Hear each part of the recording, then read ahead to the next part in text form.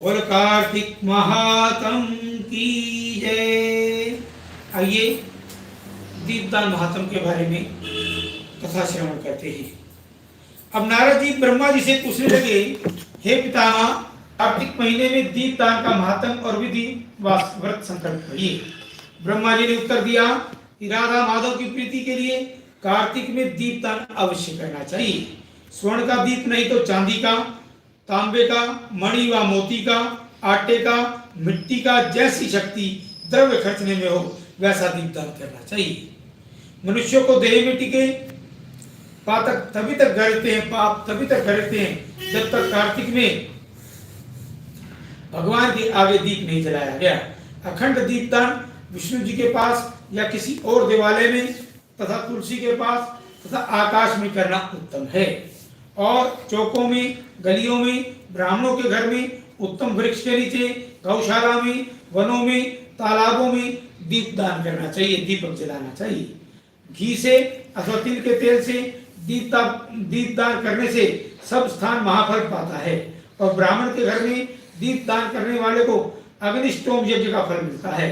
जो मनुष्य कार्तिक में मंत्र पढ़ करके आकाश में बहुत ऊंचा दीपदान देता है उस मनुष्य के धन धान्य की वृद्धि होती है। अंत में वैकुंठ में जाता है। वह मंत्र कहते हैं, हे दामोदर, हे ईश, तुम्हारे लिए लीला करके आकाश में दीपदान करता हूँ। हे हरि, हे अनंत, तुम्हें नमस्कार है।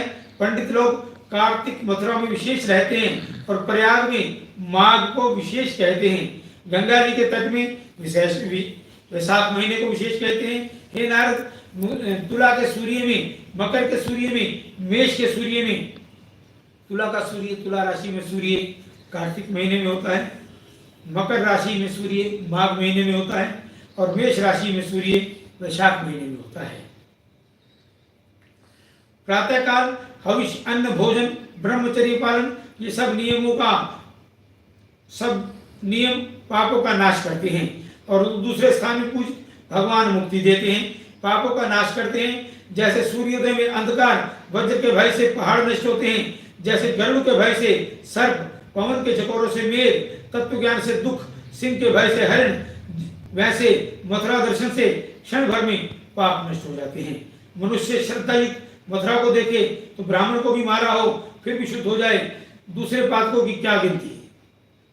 और जो लोग स्नान, जागरण, दीपदान, तुलसी सेवन, विष्णु मंदिर को झाड़ना, विष्णु की कथा नित्य सुनना, विष्णु कीर्तन कार्तिक महीने में करते हैं, वे साक्षात विष्णु की मूर्ति हैं।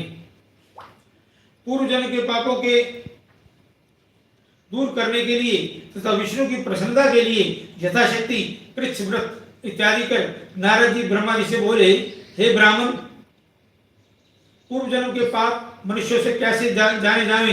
ब्रह्मा जी बोले, कर्म विपाक से जानना चाहिए। जैसे ब्राह्मण मारने वाले के क्षय रोग होता है और गुरु की स्त्री को भोगने वाला पुष्टि होता है, स्वर्ण चोड़ के नख खराब होते हैं, मद्यपान करने वाले के दांत खराब होते हैं, ऐसे पूर्व जन्म का किया पाप रोग होकर बाधा करता है। सोदान, तपस्या, कृच्छव्रत इत्यादि से उनका वारण करे। अब कृच्छव्रत कहते हैं एक समय खाने से, कच्चा अन्न खाने से और एक उपवास से पादकृच्छ कहा गया है। उससे तिगुना प्रातः व्रत कहा गया है। और हस्त भर एक मुट्ठी भर अन्न भोजन और 3 दिन सायंकाल भोजन और 3 दिन प्रातःकाल भोजन, यह अति कृच्छ व्रत है। अब दूसरे का कहते हैं गंगा के तट में वैशाख महीने को विशेष कहा गया है। हे नारद, तुला के सूर्य में, मकर के सूर्य में, मेष के सूर्य में प्रातःकाल हविष, अन्न भोजन, ब्रह्मचर्य व्रत का पालन करना चाहिए। अब दूसरे का जल, पहले दिन वाला खाना, दूसरे दिन उपवास करना, यह कृच्छ शांतपन कहा गया है। और 3 दिन गौमूत्र पिए, 3 दिन गोबर रस पिए, फिर 3 दिन दही, फिर 3 दिन दूध, फिर 3 दिन घी जब खावे, यह महाशांतपन है, सब पाप नाश करता है। ऐसे ही अति शांतपन व्रत चांडाल आदि को भी शुद्ध करता है। और गूलर, कमल बेर, इनके पत्ते व कुश का जल, यह सब हर रोज पीने से पूर्ण कृच्छ व्रत होता है। और 3 दिन व्रत करके पूर्व लिखित वस्तु का काढ़ा पिए तो पूर्ण कृच्छ होता है। और तपाया दूध, घी, जल एक रोज पीवे और एक उपवास उसको तप्त कृच कहते हैं। और जल, दूध, घी, तिल या तपाका 3 दिन पीवे, एक समय स्नान करे, यह भी तप्त कृच होता है। प्रमाण कहते हैं पानी 8 तोले, दूध 12 तोले, घी 4 तोले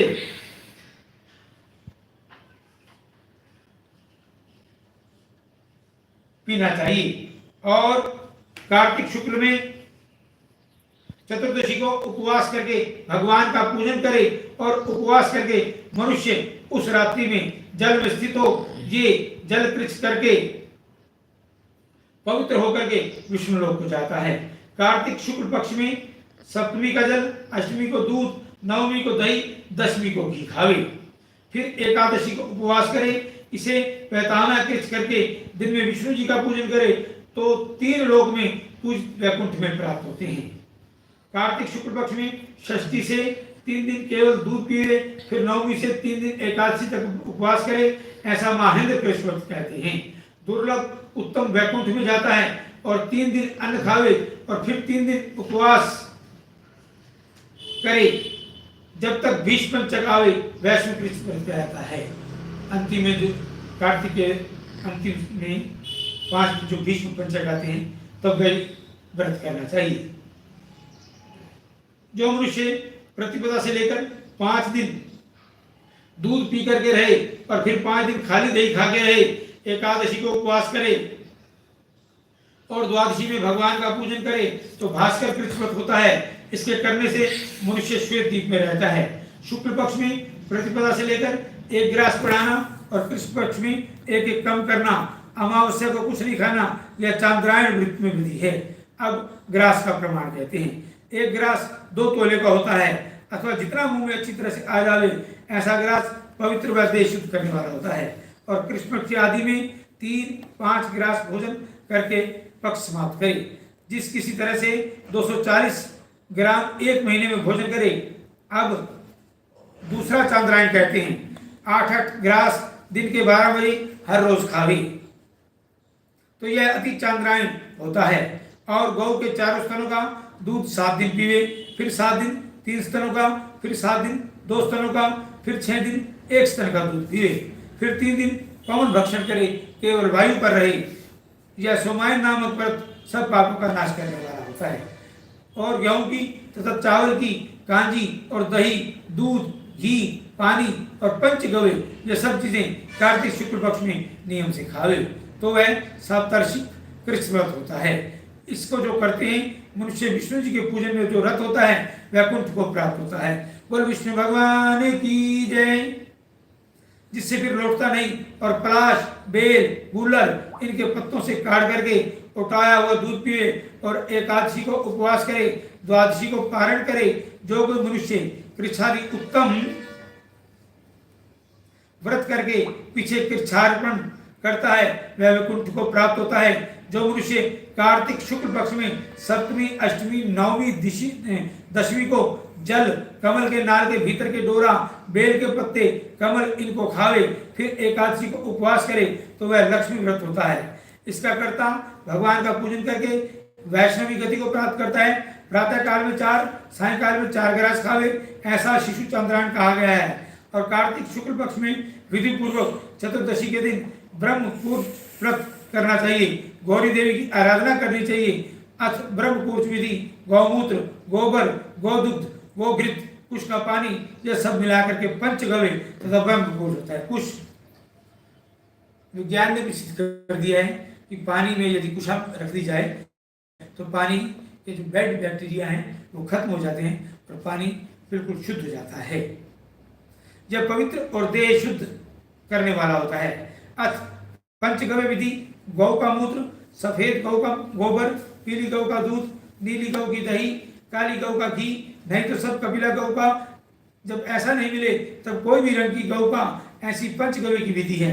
अब माप कहते हैं गौमूत्र 8 माह से, गोबर 16 माह से, दूध 12 माह से, दही 10 माह से, 8 माह से घी, 4 माह से कुश का जल लेना। अब मंत्र कहते हैं गायत्री पढ़ करके गौमूत्र लेना, गंध द्वाराम यह मंत्र पढ़ करके गोबर लेना, वायु पृथ्व्याम यह मंत्र पढ़ करके दूध लेना, तदिक्रामो यह मंत्र पढ़ करके दही लेना, तेजोसी शुक्रमसी यह मंत्र पढ़ करके घी लेना, देवस्व यह मंत्र पढ़ के कुश का जल लेना। इस तरह से बहुत पवित्र पंच गव्य होता है। उसको शुक के पंख की तरह हरे 7 पत्ता वाले न कटे हुए कुशों से उठा के अग्नि में विधि पूर्वक श्रुति पढ़ करके हवन करे, वह मंत्र करते हैं।